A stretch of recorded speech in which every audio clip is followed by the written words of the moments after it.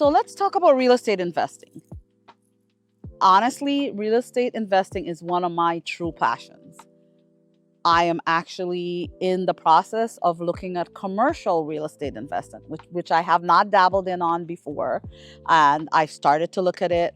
We've looked at a spot, a commercial condo, um, for possibly our new podcast that's called Get Wealthy with Me. Make sure you guys check us out when we air in January.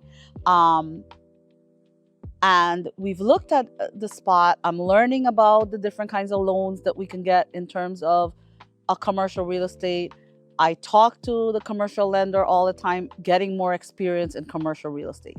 But that's commercial. Like, I'm 49 years old, so that's probably a little ways down from someone younger that are Gen Zs or millennials that are thinking about real estate. So the thing about real estate is we can be passionate about investing in it, but first we have to learn how to save and invest small. So how do you save and invest small? So I would say index funds, ETFs. You start off with those type of things. So you start off with a little investment account, maybe investing in the S&P 500. If you're not familiar with equity investing, which are stocks and ETFs, then you start off doing that. Let's say you have a plan that in 5 years you want to buy your first rental property, or in 5 years you want to buy, or 3 to 5 years you want to buy your first home. Whichever one it is, I consider a home also an investment, because I believe when you pay rent, you pay somebody else's mortgage. So that is one of the reasons I looked into the commercial real estate. So you have to start off with an investment. I suggest opening a Schwab account or a Fidelity account and automate your savings into that, and buy an index that mirrors the S&P 500 and keep plowing your money into it.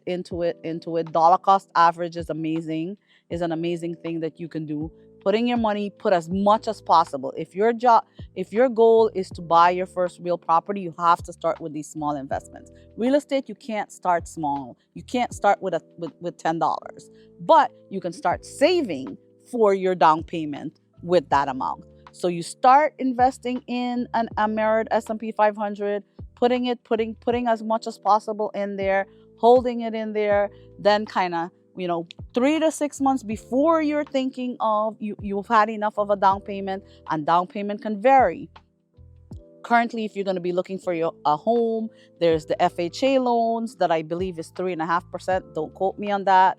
If you're a veteran, there's VA loans. There's also a whole bunch of down payment assistance programs. If you're buying your own home, then there's your conventional loans, which I believe can range from 10 to 25%, depending on 20%, depending on whether you want if you were paying PMI or not. I would say as soon as you are able to save that first amount, then buy your first property. Do not be unrealistic on how much you want to spend. You don't want to buy your forever property. You want to buy a property that you can realistically afford. Buy the property that, either if it's going to be your home and you're buying that property, make sure that it is less than whatever rent you're paying, that your payments are going to be. If it is an investment property, make sure that your mortgage and expenses from there is less than the rental income that you're going to be receiving, because you always want to have a little bit of savings. Owning real estate is a commitment. It is work. It is hard work, pays off though. Nothing is easy. So it is responsibility. It is work. So you always have, for example, all of my little rental properties, I have an account. It's a separate pot that the rent income goes in.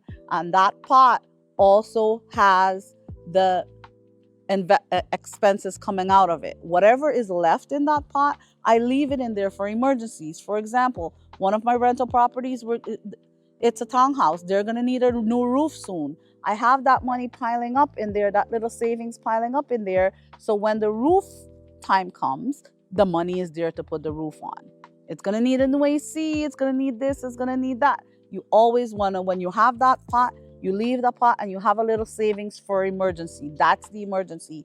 for the rental property, for for that investment that you're having. If it's real estate investment, you always have to have a pot for emergencies, because it's an appreciable property, but it also depreciates in terms of needing to have work done on it, whether it gets weathered.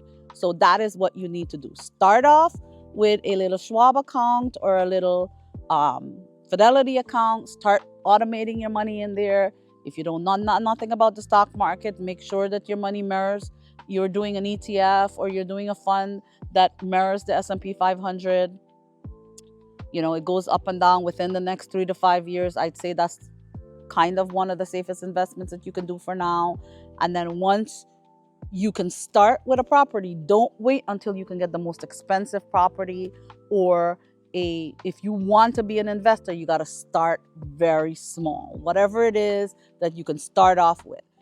The house I live in now is the 5th house I've owned. So I started off living in a basement with the roaches when I was an adult, then moved into a condo, moved into another house, moved into another house, then now I'm living in this house. So in order for me to get to a house that's worth over $1 million, I needed to start off with something. Because if you start off thinking you want your dream, it is pretty unrealistic, in my opinion, and you're never going to be able to move up that ladder. A ladder has many steps. You gotta start with step 1 and keep moving up. If you don't start, you're never gonna move up the ladder. If you stand there looking at the ladder and you want to get to the step number 10 on the top, guess what? You can't skip 1 through 9. And 1 through 9 will help you to build your wealth as you go along. So that is kind of one of the ways that I started investing, and I started saving my money for my real estate. And now this is how it's been working. I'm moving up the ladder, and what I do and how I allocate my money is how the speed on how I'm moving up the ladder. So those are some thoughts on how to start investing in real estate and where you should start.